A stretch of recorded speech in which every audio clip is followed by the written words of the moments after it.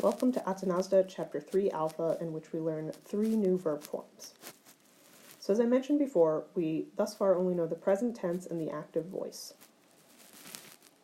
We say that verbs conjugate and that nouns and adjectives decline. If I ask you to conjugate luo in the present active indicative, it means give me all of the verb forms in the present active indicative. So that's the singular and plural, first, second, and third person. We've already learned first singular, luo, second singular, lues, and third singular, lue. In this chapter, we learn the third plural, which is the stem lu plus the ending usin. It means they loosen. We'll learn the first plural and the second plural, we loosen and you all loosen, in chapter 4 alpha. For an epsilon contract, we take the stem phile plus the same endings. So in this first singular, phileo, but then it contracts and we get philo. Second singular, philees, contracts to philes. Third singular, philee, contracts to philae. The new form, the plural, is phile, the stem, plus the ending usin, and it contracts to philusin. Last up is the word to be. Again, it's irregular, so it's best to just memorize the forms. We learned I am is a me, you are a, he, she, it is estin. And the new form, third plural, is esin, they are. Note that a me, estin, and ac are in clitics. Next up, we learn the plural imperative. If I ask you to conjugate luo in the present active imperative, I mean give me all of the forms. Now it turns out the imperative pretty much only exists in the second person because all commands are given directly to someone. There is no first imperative, and there's kind of a third imperative, but you're not going to learn it until third or fourth semester Greek.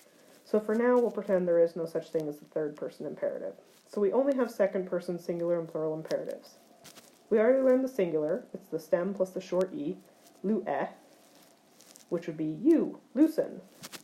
Now we learn the plural, which is the stem plus epsilon tau epsilon, luete, which means, hey everyone, loosen. For epsilon contracts, we do the same pattern. We take the stem, and then we add the imperative ending. So philee, because the last syllable is short, we put the accent on the first syllable. Then we do the contraction, we get philae. The plural, we take the stem phile plus the plural imperative ending ete.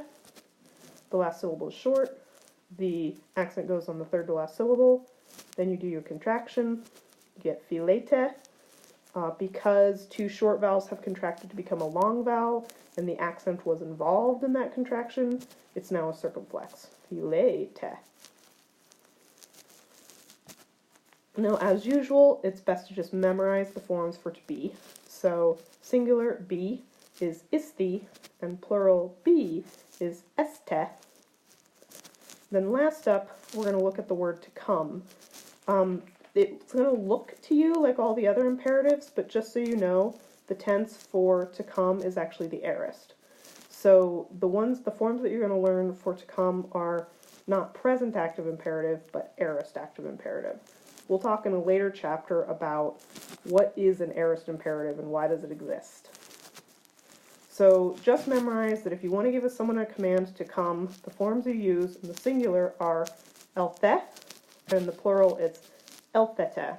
It's got the same endings that you recognize with the epsilon for the singular and the epsilon tau epsilon for the plural. Last up, we learn the form for the infinitive. The word infinitive means not bounded by person and number. So that's in contrast to our finite verbs, like first singular. It's bounded by a person and a number. Who loosens? I loosen. Who loosens? You loosen. Who loosens? She loosens. Who loosens? They loosen. So in contrast, the infinitive, unbounded by person and number, is just to blank. So for this particular verb, to loosen. The ending is simply, you take your stem, lu, plus ain. So that gives us luain, to loosen. For an epsilon contract, stem phile plus ending ain, and we apply our accent.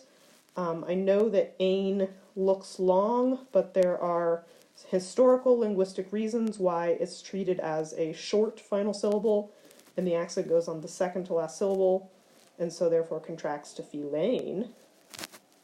And then the infinitive form of to be, again, is irregular. It happens to be a stem s plus an ending nigh, which together becomes a nigh. Again, I simply suggest you memorize the infinitive of to be is a nigh. That's it for now. I will see you in Chapter 3 Beta.